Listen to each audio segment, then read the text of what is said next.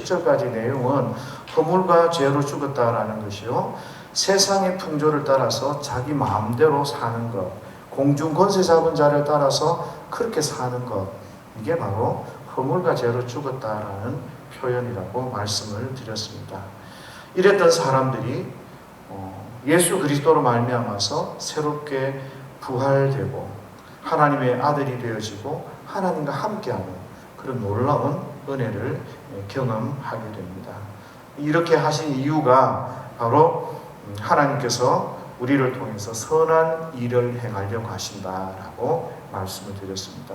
이것이 바로 예수 믿는 사람들이 거룩하고 흠없는 백성으로 만들어져가는 과정입니다. 오늘 연이어서 11절에 다른 면에서 이렇게 주님 또 말씀하시죠. 그러므로 11절 다 같이 읽습니다. 시작. 그러므로 생각하라.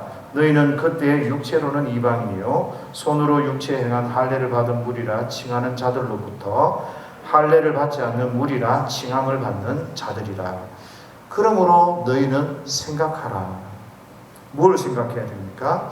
너희 에베소 교인들은 허물과 죄로 죽었던 사람이다. 너희의 예전의 삶이 어땠느냐?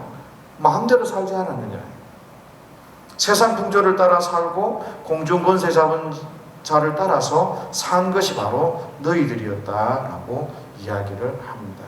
그런 너희가 전도를 받아서 이제 하나님의 백성이 되었다면, 그러면 에베소 교인들은 바로 하나님의 은혜를 기억하며 잘 살아야 하는 것입니다.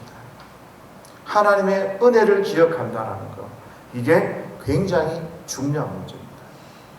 그런데 사람들은 자꾸 이 사실을 잊어버리게 됩니다. 과거의 일을, 내가 어떠한 사람이었는지 돌아보지를 않습니다. 에베소 교인이 지금은 하나님을 잘 섬기는 것 같고 하나님의 백성이지만 과거에는 이방인이었고 죽음의 그늘이 가득 찬 그런 죽음의 사람들이었습니다.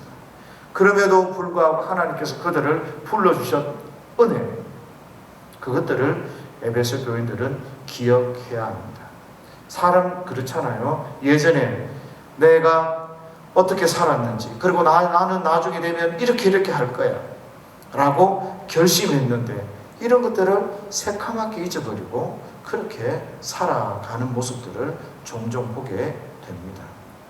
에베소 교인들이 하나님의 은혜로 살았는데, 하나님의 은혜로 하나님의 백성으로 부름을 받았으면 하나님 앞에 믿음으로 그 선한 일을 행하며 살아야 되는데, 이 인간적인 어떤 그 관계 속에서 오히려 하나님으로부터 소외됐던 우리도 하나님께서 품어주셨는데 살아가면서 내 옆에 있는 사람들을 품어주지 않는다, 다른 사람들을 소외시킨다, 다른 사람들과 분열이 된다, 이런 것들은 굉장히 큰 문제이죠. 나는 하나님께 사랑을 받고 용서를 받았는데 내가 남을 용서하지 못하고 내가 다른 사람들을 정죄한다면 그것은 정말 하나님의 은혜를 기억하지 못하는 그런 처지입니다. 그래서 하나님의 은혜를 기억하십시오. 하나님 우리에게 어떤 분이셨는지. 예를 들면 이런 거죠. 현민이가 예전에 어릴 때 가와사키라는 병에 걸렸어요. 그 가와사키 병을 두고 기도하다가 제가 하나님 앞에 굉장히 회개했습니다. 네 자식이 아프냐? 내 자식도 아프다. 교회 아픔을 두고 목사가 무엇을 위해서도 기도해야 될지 크게 깨달음을 얻은 시간이었습니다. 현민이는 그걸 기억해야 돼요. 제가 기억하라고 말씀을 드리는 거예요. 눈이 실명될 뻔해서 눈이 안 보여서 그렇게 배드민턴 셔틀콕에 맞아서 그렇게 힘들어했던, 놀랐던 그것도 기억해야 되거든요. 그리고 간 수치가 갑자기 높아져서 병원에 일주일간 있었던 거, 그거 기억해야 되거든요. 그 과정 가운데서 하나님이 자기를 지키시고 보호하셨던 거. 우리 혜민이도 마찬가지예요. 현풍고등학교 거기 독서실 바닥에서 그 갑자기 기도할 때 울면서 하나님 앞에 그렇게 울면서 기도했던 거, 그 기록 잊지 말아야 되는 사실이거든요. 왜요? 하나님 왜 그런 일들을 우리에게 경험하게 하십니까? 하나님 더 의지하고 하나님 앞에 감사하고 하나님 살아계시는 것을 깨달으라는 거거든요.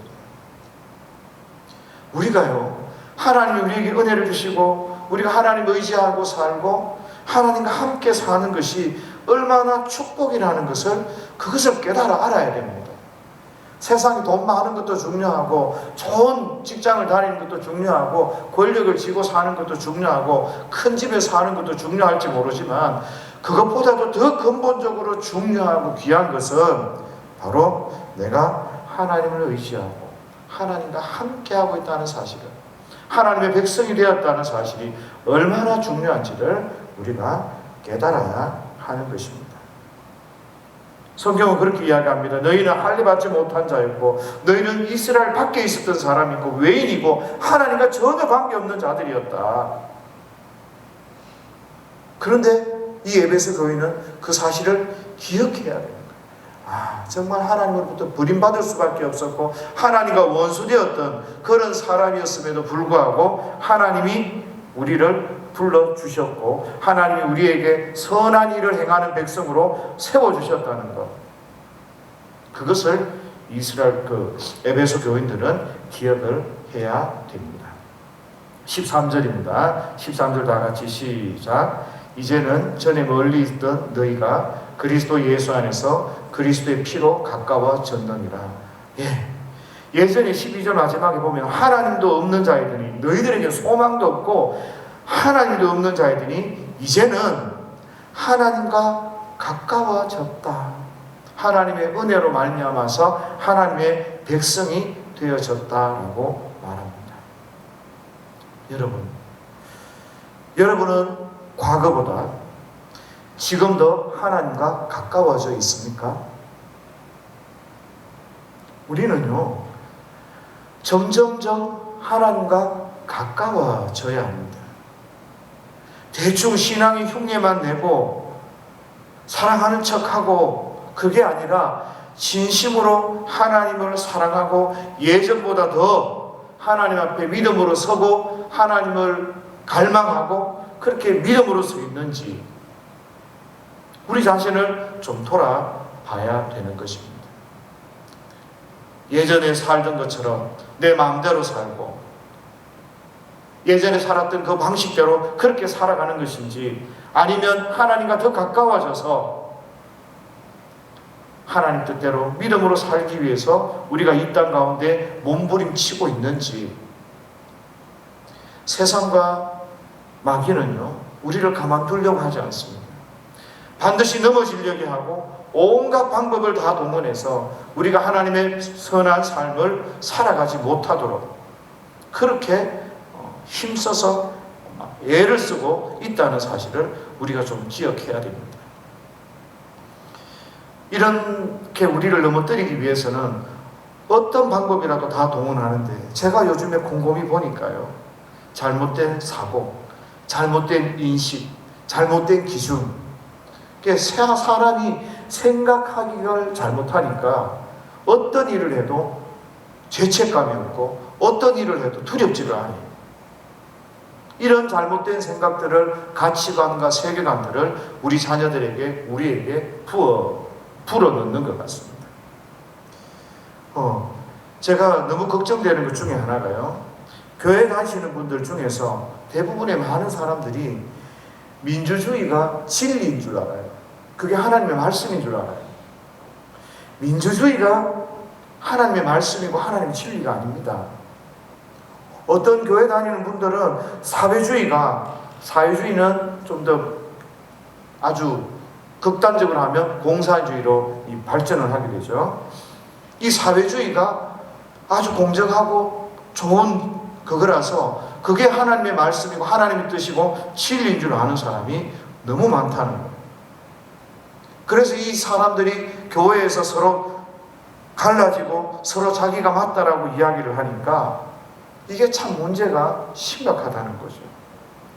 민주주의나 사회주의는요, 이게 인간 사회의 통치 원리입니다. 통치 원리. 어떻게 다스리고 어떤 방법으로 우리가 함께 살아갈 것인가, 그것이 그 통치 원리가 이 민주주의로도 나타나고 사회주의로도 나타난다라고 저는 그렇게 생각을 하거든요. 그래서 저는 민주주의냐, 아니 뭐 사회주의냐, 민주주의냐, 나는 교회만 잘 다니게 해주면 나는 그게 제일 좋아요. 하나님을 잘 섬길 수 있는 제도면 그게 제일 좋은 것 같아요. 예전에 이스라엘이요, 왕을 구할 때가 있었습니다. 그때 하나님께서 이 왕을 구하는 왕정 체제를 반대하셨어요. 그런데 이스라엘은 자기들은 12지파고 12지파로 나누어져 있으니까 구심점이 없는 겁니다. 반면에 우리의 적국인 블레셋이나 이런 데는 왕이 있어요. 연합된 체제가 있고 국가가 있으니까 그것 때문에 날마다 전쟁을 하면 패한다고 생각하고 약하다고 생각을 한 거죠. 그래서 우리도 왕을 구했으면 좋겠습니다. 지금 우리가 그 이스라엘처럼 민주주의가 왕정같이 보이는 거예요. 사회주의가 왕정같이 보이는 거예요. 진보가 왕정같이 보이고 보수가 왕정같이 보이는 거죠. 이게 있으면 좋은 것 같고 이렇게 하면 살 것 같은데 그거 아니란 말이죠. 이스라엘이 패한 이유는 하나님을 의지하지 않아서 패했고 하나님 앞에 죄악을 범했기 때문에 그렇게 패했다는 거죠. 그런데 이런 잘못된 생각, 민주주의가 맞고 사회주의가 맞고 자본주의가 맞고 아니 공산주의가 맞고 이런 잘못된 인식, 이런 잘못된 기준 때문에 하나님 앞에 회개해야 되고 하나님을 의지해야 되고 내가 나 자신을 거룩하게 해야 되는데 회개하는 그런 것은 온데간데 없고 교회에서 이런 여러 가지 생각들로 인해서 사분오열이 되어져서 한 교회에서 좌가 있고 우가 있고 한 교회에서 공산주의가 있고 한 교회에서 자본주의가 있고 한 교회에서 부자가 있고 한 교회에서 억압받는 사람들이 있고 이게 무슨 교회의 모습이냐는 거예요. 교회는 하나가 되어져요. 예수 그리스도 안에서. 그래서 저와 여러분들은 주님의 말씀을 듣고 주님이 우리를 어떻게 사용하시고 이 땅 가운데 어떤 영향력을 드러내라고 하는지 그런 것들에 관심을 가지고 그 일들을 위해서 살아내야 되는 거예요. 자본주의나 이 민주주의에서는 가진 자들이 가난한 자들을 위해서 섬기고 내어놓고 낮은 자리에 가서 하나님이 왜 나에게 이 재물을 주셨는지 이 건강을 주셨는지 고민하고 살아야 되고 공산주의나 이런 데서는 자기의 그 공산주의의 생각을 버리고 하나님이 온 나라를 공정하게 다스릴 수 있는 그런 거룩한 사람이 되기 위해서 노력하고 그 일을 애써야 된다는 거죠. 그런데 우리가 주님의 몸이라고 하면서 교회가 하나님의 몸이라고 하면서 자기의 생각, 자기의 사상 때문에 나누어져 있다라는 거예요. 이게 바로 모순인 거죠. 하나님의 몸이고 나는 하나님의 백성이라고 하는데 진영이 달라요. 그게 정말 하나님과 가까워진 삶인가 라는 생각들을 해보게 됩니다. 정말 예전의 생각들, 예전의 그 모습을 버리고 하나님과 가까워졌다면, 그죠? 교회는 하나 되어야 되고, 가정도 하나님의 뜻 앞에서 하나 되어야 되고, 하나님의 뜻을 이루기 위해서 저와 여러분들이 가지고 있던 생각과 욕심과 그런 경험들, 이 모든 것들을 좀 내려놓을 수 있어야 합니다. 이 에베소 교인들은 예수 그리스도 안에서 그리스도의 피로 하나님과 가까워진 사람들입니다. 그것처럼 저와 여러분들도 우리가 정말 하나님 앞에서 가까운 그런 삶의 모습들을 가지고 우리가 이 땅 가운데 살아갔으면 좋겠습니다. 14절을 다 같이 읽습니다. 시작. 그는 우리의 화평이신지라 둘로 하나를 만드사 원수된 것 곧 중간에 막힌 담을 자기 육체로 허시고. 그렇습니다. 예수님은 둘을 하나로 만드시는 분입니다. 하나님은 바로 예수 그리스도를 통해서 유대인과 이방인을 하나로 만드셨습니다.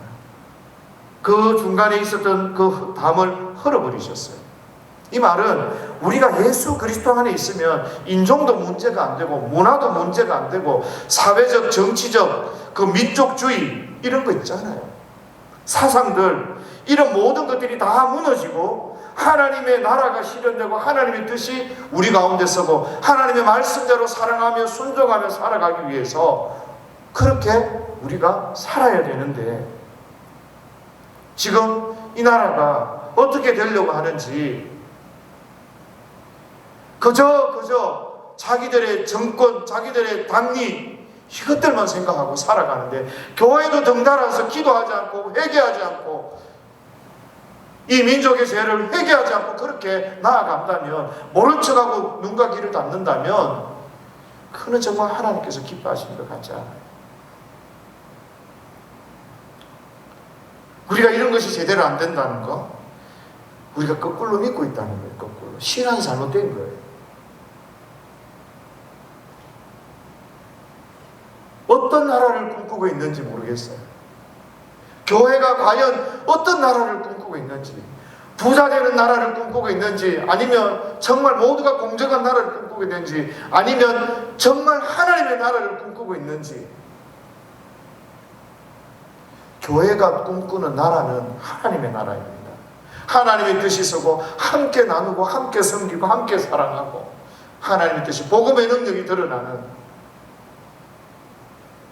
그것을 위해서 저와 여러분들이 좀 기도 많이 하셔야 됩니다. 중간에 막힌 담을 자기 육체로 하신다고 하는데요, 십자가에 죽으실 때 다 폐하셨다라는 의미입니다. 이게 무슨 이야기인가 하면, 이방과 유대인의 가장 큰 문제가 뭔가 하면 율법이고 유대인들은 선민이고 언약을 가진 백성이라는 겁니다. 반면에 이방인들은 뭐예요? 율법도 없고 선택된 민족도 아니고 언약도 없는, 하나님 약속도 없는 저런 죽을 자, 버러지만도 못한 그런 사람인 거예요. 그런데 이것을 예수님의 육체로, 예수님이 십자가에 죽으시면서 다 해결하셨다, 다 폐하셨다라고 이야기를 한다는 거예요. 이것은 율법의 문제거든요. 그래서 이 율법을 다 하나님 예수님이 없앴다라는 것이 아니라 참뜻 그 의미를 이루셨다라고 우리에게 말씀하시는 거죠. 진짜 의미가 무엇인지 예수님께서 그것을 다 이루셨다. 유행가 가사 가운데 이런 게 있어요. 어머님은 짜장면을 싫다고 하셨다. 왜 엄마가 짜장면이 싫다고 하셨습니까? 자식 많이 먹으라는 거죠. 참 뜻이 있어요. 그죠? 그거를 깨달아야 되는 거죠. 성경을 보며, 율법을 보며 하나님께서 이 온 인류를 향한, 온 우주를 향한 하나님의 그 은혜와 사랑을 깨달아야 되고, 모든 사람들이 선민으로 선택을 받았으면 선민으로 선택받지 못한 그들을 향하여 사랑하고 그들을 섬기고 그들을 향하여서 믿음의 팔을 뻗어야 되는데, 이게 그렇게 되지 않은 거죠. 오히려 하나님 뜻을 거스리며 유대인들은 살아온 거죠.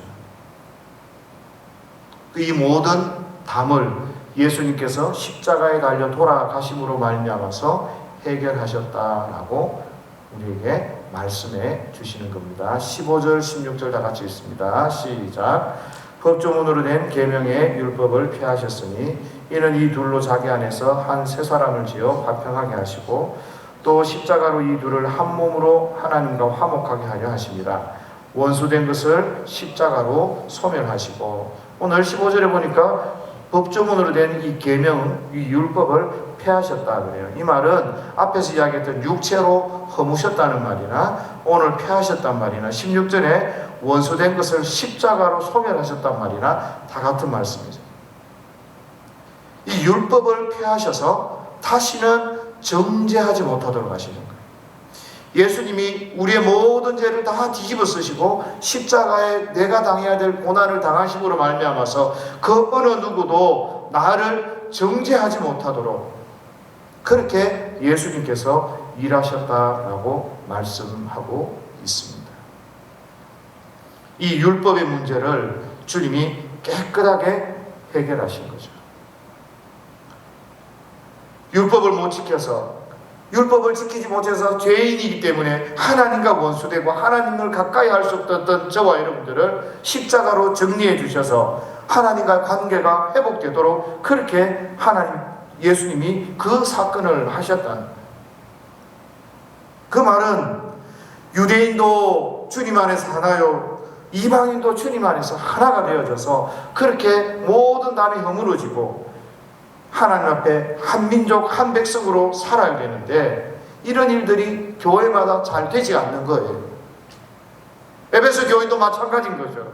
유대인들이 이방인들이 부름을 받았으면 더 하나님 앞에 은혜에 감사하고 믿음으로 살아야 되는데 그거 새까맣게 잊어버리고 그 가운데서 자기가 좀 더 우월한지 내가 더 잘 믿는지 나는 하나님 앞에 더 고귀한지 그런 것들만 생각하고 있는 거죠.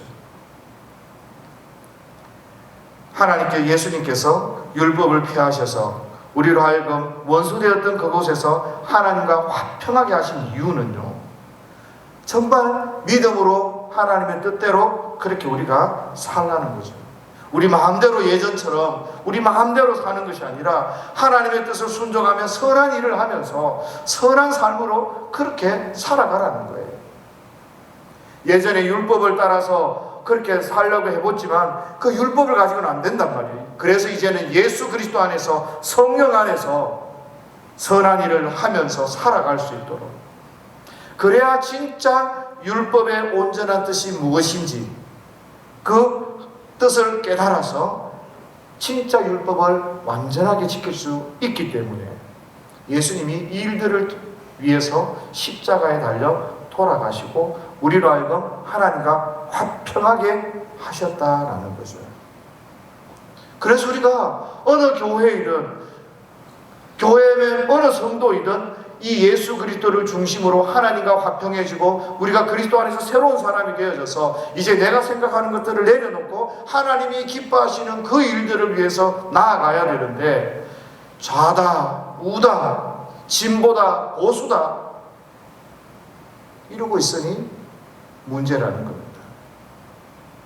보수면 무엇을 위한 보수고 진보는 무엇을 위한 진보인지 교회가 그 일들을 걱정하고 기도해야 되지 않습니까? 기도하라 그러니까 진보를 위해서 기도하고 있습니다.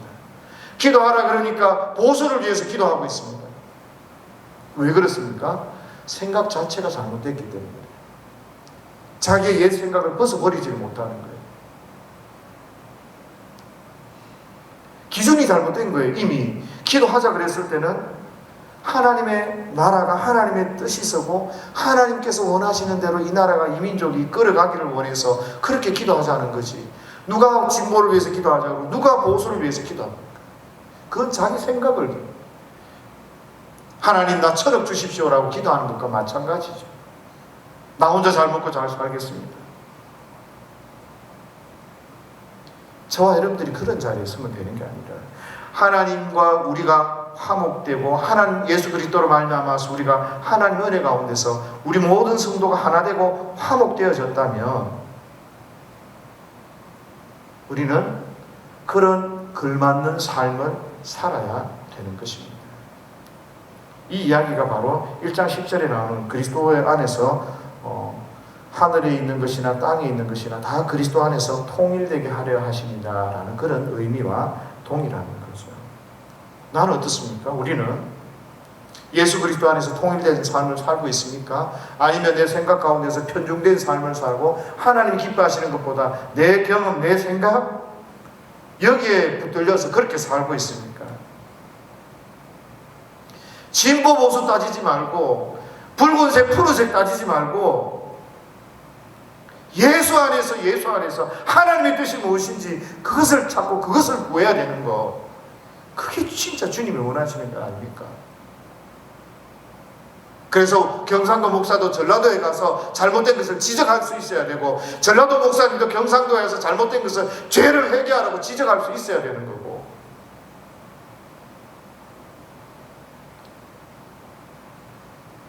정치가 어떻게 신앙을 가릅니까? 정치가 그렇게 하면 안 되는 거예요. 성경 어디에는 그게 없어요. 바울은 이야기한 게 뭡니까? 국가를 위해서 기도할 때 성도들이 평안하게 기도할 수 있는 기회와 시간들을 놓고 그렇게 믿음의 삶을 사는데 방해받지 않도록 그렇게 기도한 거예요. 결코 우리는 하나님의 나라가 하나님의 뜻이 설 수 있도록 그렇게 하나님 앞에 우리가 나아가야 하는 것입니다. 17절 다 같이 읽습니다. 시작. 또 오셔서 먼 데 있는 너에게 평안을 전하시고 가까운 데 있는 자들에게 평안을 전하셨으니. 예, 우리에게 평안을 주시기도 하고 평안을 전하게도 하시는 겁니다. 성도들에게 이 평강이 있으셔야 해요. 두려움이 아니라 주님이 주신 이 평강이 있으셔야 돼요. 어디에서부터 오는 평강? 내가 하나님의 백성이기 때문에 가지는 평강. 내가 민주주의에 살고 내가 공산주의에 살기 때문에 오는 그런 평강이 아니라, 내가 부자이기 때문에, 내가 힘이 있기 때문에 오는 평안이 아니라, 하나님의 백성이고 내가 하나님께 속한 자이기 때문에 오는 이 평강이 우리가 있어야 하는 것입니다. 우리에게 평안을 전해주셨고, 이 평안을, 그리스도로 말미암아서 오는 이 평안을 그렇게 전해줄 수 있어야 하는 것이죠. 세상 것에 의지한 것이 아니라, 왕정이 맞다고 생각했지만 그 왕정이 아니라 하나님 신정이 되어야, 하나님이 다스리는 나라가 되어야 이스라엘 백성이 살 수 있듯이 오늘도 마찬가지입니다. 민주주의고 공산주의고 그게 다 중요한 게 아니라 하나님이 다스리는 나라, 신정국가, 그 나라가 돼야, 그래야 진짜 평강이 저와 여러분들에게 있게 되는 겁니다. 그런데 엉뚱한 데 가서 자꾸 생각하고 엉뚱한 걸 자꾸 고민하시고 기도를 하시려면, 하나님, 우리 나라가 하나님이 다스리는 나라가 되게 해주십시오. 모든 지도자가 하나님의 말씀 앞에 벌벌 떠는 그런 지도자가 되게 해주십시오. 모든 성도들이 하나님의 말씀 앞에 벌벌 떠는 그런 성도들이 되게 해주십시오. 그래야 하나님이 다스리는 나라가 되는 것입니다. 18절 19절 다 같이 읽습니다. 시작. 이는 그로 말미암아 우리 둘이 한 성령 안에서 아버지께 나아감을 얻게 하려 하십니다. 그러므로 이제부터 너희도 외인도 아니요 나그네도 아니요 오직 성도들과 동일한 시민이요 하나님의 권속이라. 예, 예수 그리스도를 통하여서 한 성령 안에서 우리가 하나님 앞에 나아감을 얻게 한다는 겁니다. 이게 1장 14절 말씀, 이는 우리 기업의 보정이 되사 그 얻으신 것을 속량하시고 그 영광을 찬송하게 하려 하심이라 나오는 우리 기업의 보정이 되는 성령의 사역과 동일한 겁니다.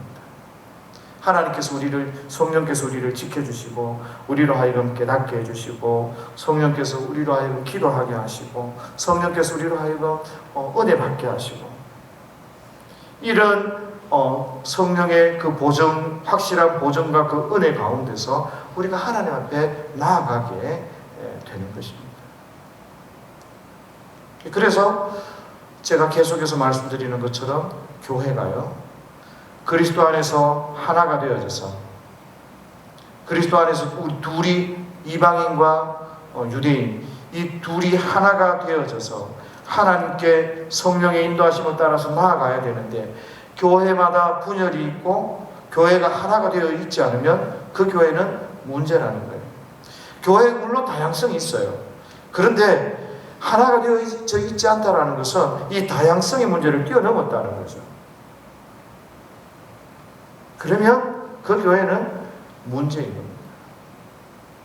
그 교회 안에 화평이 없고 평화가 없다? 그러면 문제인 거예요.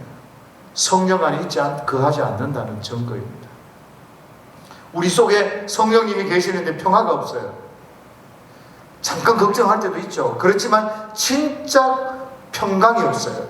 늘 불안해 죽겠어요. 힘들어 죽겠어요. 그러면 그것도 문제입니다.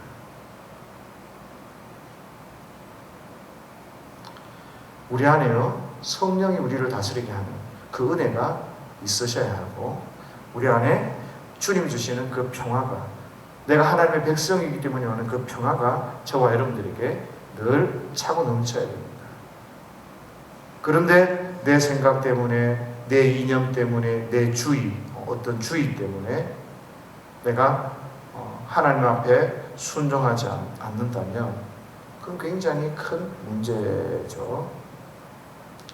나를 죽이는 훈련, 나를 내려놓는 훈련들이 정말 많이 필요한 것입니다. 나를 내려놓고 다시 주님을 구하십시오. 그러면 우리 가운데 이 성령의 사역이 반드시 있으면 평화가 있게 되겠죠. 이렇게 그리스도 안에 있고 성령 안에 있어야 진짜 하나님의 백성이다라고 이야기합니다.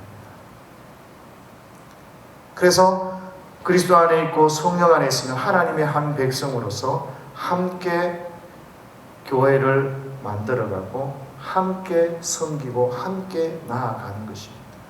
모두 일사불란하게 하나의 이런 의미가 아니라 하나님의 뜻을 따라서 우리에게 주신 모든 은사를 따라서 함께 그 하나님의 나라를 위해서 세워가고 만들어가는 거죠. 그러면 우리가 어떻게 함께 이 땅 가운데서 그리스도인으로 살아갈 것인가? 어떤 분은 기도하면서, 어떤 분은 자기 직장에서 하나님의 뜻을 순종하며 드러내면서, 어떤 분은 함께 다 같이 나누면서 섬기면서 그렇게 함께 하나님의 나라를 섬기고 세워나가야 되지 않겠습니까? 그 일을 위해서 저와 여러분들이 부름받았고 예배하고 또 하나님께서 저와 여러분들에게 크신 은혜를 부어주시는 것입니다. 그래서 이 시간 우리가 다 같이 기도할 때 정말 하나님 앞에 하나님 우리가 믿음으로 살아가기를 원하고 하나님 뜻 앞에 순종하기를 원합니다. 이런 기도 제목들이 풍성하게 있으셔서 하나님의 나라를 세워가는 저와 여러분들이 될 수 있기를 예수님의 이름으로 축복합니다.